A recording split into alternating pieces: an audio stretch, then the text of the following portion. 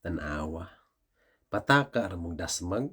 Oh, kabalon mo no kung kinsa na taga ICC prosecutor. Nagpataka nagdasmag. Si Putin binigyan ng warrant of arrest. Ang ginawa ni Putin, inunahan sila ngayon. Binigyan sila ng sanction. Tanawa mga idol. Basahan na to.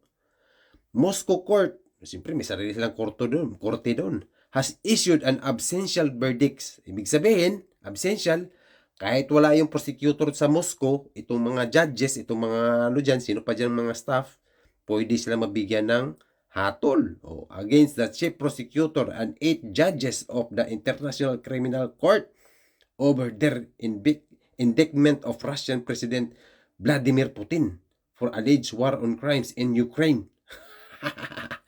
Abi nilang sila ng pinakagahay din sa kalibutan. Porket nakuha nila si Tatay Digong ganun na kayo? Ay, naku po. Siyempre may sariling ano sila doon, di ba? May sarili silang korte. Buhay yung bansa nila. Kagaya sa Pilipinas, may sarili tayong korte, konstitusyon. May sarili lang, di ba paano na lang yung pagkatao nila, lalo na si Putin. Hindi mo pwede basta-basta banggain mo ng ganun lang.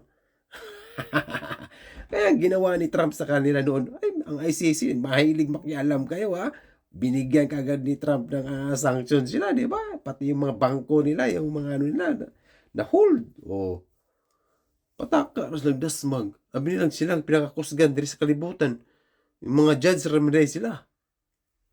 Tapos, kusog kayo mo mang kuwan, kung totoo siya.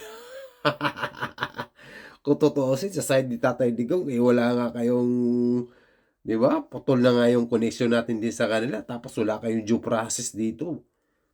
Wala tayong ano, grabe mga idol. Kaya, katilaw dyan mo, kalami, unsay maayo. Hadlock mo diya